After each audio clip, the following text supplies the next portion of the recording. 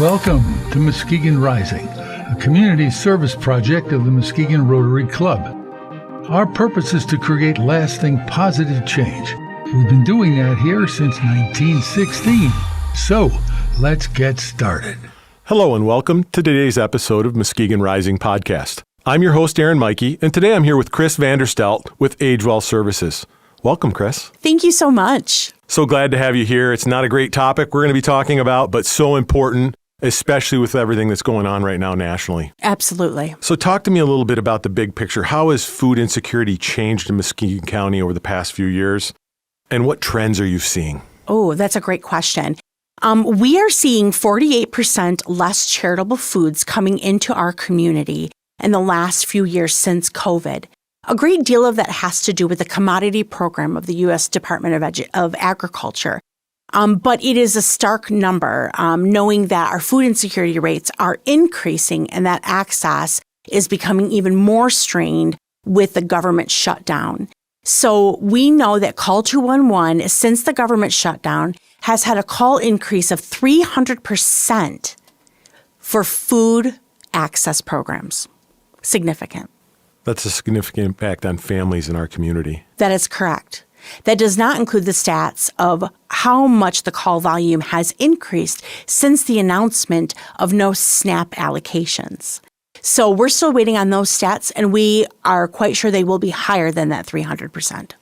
And in today's age, everything's increasing. Prices are going up, utility bills. And so families are truly going to be choosing more than ever, feed my family or pay my utility bills. You got that right. And we also know that there is less utility assistance coming into the community, and we also have an issue with unhoused and not having enough housing stock that is affordable for individuals. So we know that people are really faced with some tough choices right now, Aaron. They've either got to figure out how to pay their rent or how to get food. And we want to encourage people to always pay your rent first, because we can find supplemental food in some way to help you, but there is no place for the unhoused to go at this time. Everything's full. It is. So you mentioned government shutdowns, recent government shutdowns. Fingers crossed there might be a deal here coming soon, but who knows? How has that impacted your organization? And I know you meet weekly with a group that's trying to help solve some of these concerns in our community, but how has that impacted you and all the different programs that are offered in our community? So SNAP is obviously getting the largest amount of response because it is a significant program. Here in Muskegon County alone, $5 million per month in SNAP benefits is out in our community, serving 19,000 individuals. 36% of those individuals, Aaron, are people who are on fixed income, seniors, veterans, and individuals with disabilities. Those individuals, in addition to those individuals who are subjected to rural poverty, where it's generational and it's difficult to find jobs or to have transportation to get to that job, we obviously know that they're not getting more money. But we know that inflation is creating a crisis, especially to our middle class and our individuals in poverty. So we're really trying to look at SNAP as one form of funding that brings supplemental food into our communities. But Older Americans Act funding has been also frozen.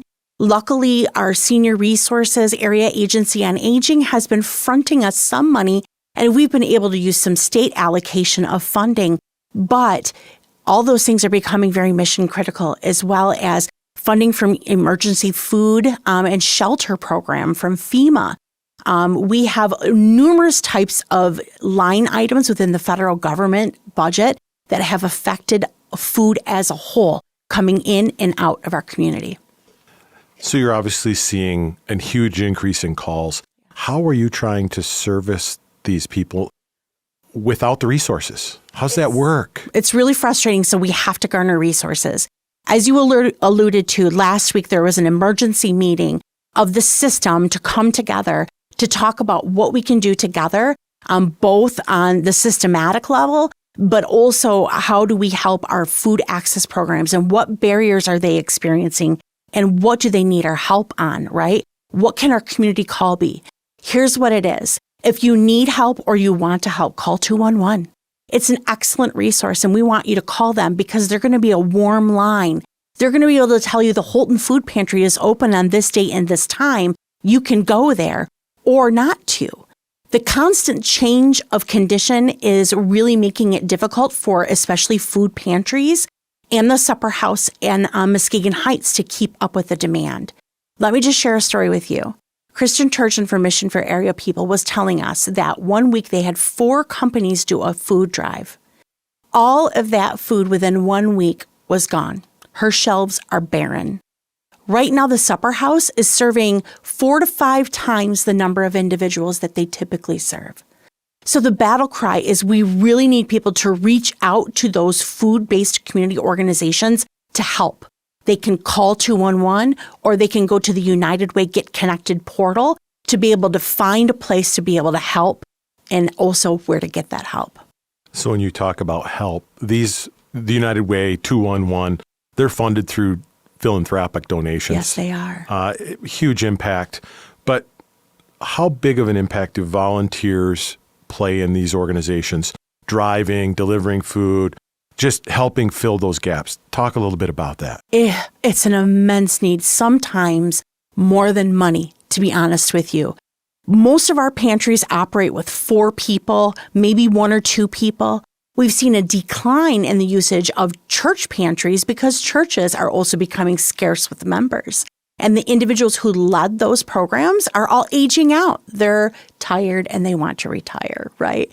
We need people running around town gleaning food. We need people helping to bring it to a centralized location where then we can redistribute it back out into the food system. So we're really looking for key volunteers or loaned executives that would help us with those logistics to figure that out. Wow. So food insecurity is not just an older adult issue. It's not just a poverty issue. Where do you see, is there a line with food insecurity? Like, is there a specific population that it impacts? I would say that it impacts our most vulnerable the most, meaning our kids and our seniors, right? Our kids are beholden to us as adults to give them the proper nutrition and access to food that they need. But if you're under-resourced and you don't have those resources, how do you help your family, right? Seniors, individuals with disabilities, and veterans are even more further at risk. When we think about their needs, this is about nutrition. Many of those individuals have complex health conditions that if they don't get proper nutrition, they're also going to have issues with their complex health, including diabetes and all of the other stuff, right? So we know that our hospital system also sees the value in food as medicine and being part of the healthy way that we eat. So it's certainly not just about food in general. It's also about making sure that we have quality food, healthy food that can come into our value stream. Because so much of what's being gleaned right now is not that. We're seeing way less trade mitigated foods coming from farmers right now. I think what shocks me is we have 2 colleges in town, and most people don't think about young people, college-age kids, and both food pantries are so heavily utilized. It's just really shocking to me how it impacts learning. But what about older adults? Why is it such an impact on older adults? They're getting funding from Social Security. They have a retirement theoretically. But what's the big cause and how does that really impact them? We have some major economic drivers, which makes it really complex, Aaron, right? We've got individuals who planned their life appropriately, right? They did all the right things. They worked for that company for 30 years. They got a job. They got a pension out of it. Some of them did. But that doesn't make up for the inflation that has happened. The amount of healthcare costs are astronomical for seniors, and having to access those services are very difficult. Homebound seniors are a whole different other breed of individuals who are not able to leave the home, and they are very socially isolated. Amongst Meals on Wheels, our surveys indicate that 62% of the clients we see, we are their only daily contact with a human being. 62%. That's so sad. It makes them even more at risk to not be seen, to not be heard, and to not be fed. You all have a neighbor. You all know that that person lives by themselves. What can we do as a community to reach out to them? So while they may have made all those proper arrangements to be able to live their life throughout their retirement, those resources are dwindling fast because of inflation. Thank you for explaining that. Feeding America map shows roughly 1 in 6 Muskegon County residents face insecurity. $5 million a month? Is that enough to cover that need? It's not, because when you think about that being supplemental, right? That's supplementing the programs that already exist. So that's a significant amount when we think about how much money is coming in and out of our community in charitable food. It's pretty astronomical. So that's why this community has got to work together to glean and redistribute that food. It is a major need, and it has been for years. But this entire situation, as well as COVID, is pointing out once again that we have a problem in this community we have not resolved. We have got to work on hubbing, and we've got to work on those logistics to make it happen. So interesting.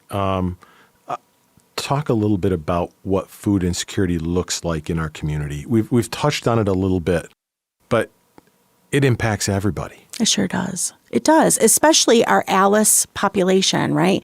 United Way talks a lot about our asset-limited, income-constrained individuals that are literally one emergency away from needing help, right? So we are also seeing in that population a very large amount of caregivers, both caregivers as grandparents or caregiving for children as well as their older adult, right? So we're seeing this additional pressure that the baby boomer generation is actually creating additional needs in the community, especially for our ALICE population who may be living intergenerationally or need that additional help and support. So we talked a little bit about the federal funding and the continued government shutdown. Hopefully that stops soon. Mm-hmm. What does that create relative to immediate risk for organizations like yours, the United Way, that depend on that funding to help our most vulnerable populations? Typically, all of the other funding that we receive is funding of last resort, meaning that the federal government first brings in their resources, and then the need that is left over is supplemented with additional funding from the state or for the Muskegon County Senior Millage, for example, local dollars. What we've had to do is to work with our partners to spend those allocations first instead. So they are the funding of last resort right now, without a doubt. And so what AgeWell is trying to do is to really be a leader in that and leverage the voice of our food programs to really make sure that the community knows what it needs. We want to be really careful about the barriers that they experience, right? Because they're short-staffed. They don't have people to be answering the phone at all hours of the day. They're also commonly doing Christmas programs, turkey giveaways, sign-ups for Adopt a Family. This is an intense time of year where need is needed. So we really want people to consider giving to the response fund at United Way so that we can distribute those funds out in a rapid way, very quickly, responding to the need as it's coming in. Well, you just answered my next question. What role can these organizations play? And one is volunteer. You said that sometimes is more than the money, but I would assume on the United Way website, there's an icon where you can donate and pick that resource and donate now. Absolutely. So if you go to help.feedmuskegon.org, it's going to take you to a landing page at United Way. That landing page is full of resources for everyone, including our area employers who are all wondering, how do I help the individuals that are in my workplace, right? Because as you've pointed out, we're seeing it in students, we're seeing it in participants, but we're seeing it on our own staff that need help, and we don't know what to do. So if you go to that website, you're going to find a ton of different resources, including that link to give. There's also a standardized list of things that pantries always need. Food drives are great. They really are. But please make sure that you're not donating expired food. Don't clean out your pantry. Are you going to eat that? No. Throw it away, right? Don't eat the good stuff. They need peanut butter. They need canned meats, canned fruits, things that are shelf stable, because we also have a lack of refrigeration and freezer space in our community. So we can't have all these people running around town, right? We need to have this collected effort. But by and far, we hope that you pick your favorite food-related charity over this next couple of months and give directly to that. But if you want to make a larger impact and you want it to spread out, give to United Way so that we can do that too. Amazing. So again, that website is help.feedmuskegon.org. You got it. Just want to make sure I said it right. You did it right. Good job. So talk about collaboration in our community. The thing that has amazed me in my time in Muskegon is that organizations truly work together to make our community better. What's that look like right now? Oh my gosh, you're so right. So I have the pleasure of serving 3 counties, and every single county is completely different. And those of you who also do, you see those differences, right? The difference with Muskegon County is we always pull together in a crisis. And COVID showed us how those community partners work together on a regular basis. Every single week they were on the line talking about what in the condition has changed and how do we pivot and react to that. So based on that success, huge kudos to the Community Foundation for Muskegon and United Way and our community health department by bringing in these partners together to say, look, a crisis is afoot. A shutdown might occur. What are we going to do? So we are trying to utilize some of those best practices that were utilized during that time of crisis and replicate them for this exact same purpose. So whether it was sewing masks or donating items, it's the same esprit de corps. We're all in it together, right? So, and that is everyone from system navigators to direct boots on the ground. Everyone is around that table, and literally anyone is invited to come. We would love everyone to come. It's wonderful. That's how problems get solved. You bring people together, you hear all the different issues, and you move forward with a plan and adjust accordingly. Exactly. And Aaron, we know that every single day, it feels like a hockey match in the middle of your street. When it's like, it's on, it's off, right? Remember cars coming by? That's how it feels right now. SNAP benefits are saved. Oh, no, they're not. No, oh, now they are. Oh, some got released. Oh, some didn't. There's my Michigan OP, right? But seriously, it's constantly changing. We can't wait for the federal government to figure out what they're doing. This community has to react now. I love it. It's so imperative that we move forward so fast because it's impacting our people. So, magic wand. Yes. If you had a magic wand, policy or funding changes, what would you do differently to help solve this food crisis?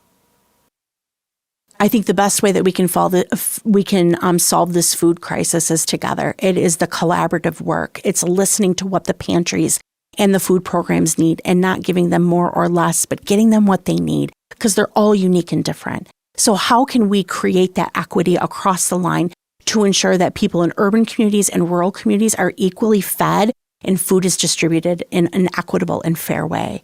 So that's all we want. We need help. We need someone to go and run. Bridget gets a text and it says, I have 10,000 pounds of venison that I can donate. Well, how is Bridget going to get it, right? And then how will she distribute it and where will it go? So those are the serious conversations that we need this community to lean in on, and we need their support. So this is a human issue. At the core of this is impacting people. Do you have a story that you could tell us, don't have to use names, but about something either really positive or really tough story that you've experienced in the last month or so? I think it hurt my heart to see Brenda Coleman at the Supper House in Muskegon Heights post that they are serving approximately 230 to 250 people per day. That soup kitchen is the only soup kitchen in Muskegon County, as far as I know, that give out meals, with the exception of the Saturday meal program that First Congregational does, who is also seeing, by and large, huge turnouts. That, to me, makes my stomach upset to think that just a few months ago, they were serving about 60 people. That's significant.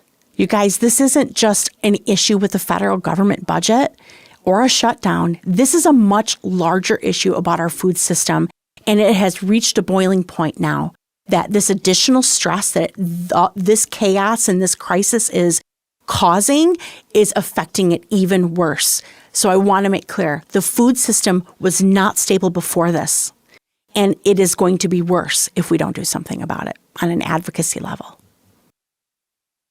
What is your call to action to our community? Get involved. Donate, advocate, volunteer your time. That's what we need you to do right now. So we want everyone to think about how they can help individually, but the companies that they work for, the people that they work for, how can clubs, how can anyone make that difference?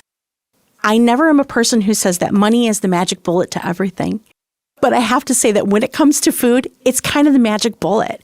We can't get food without paying for it, right? So we can get some food through Feeding America.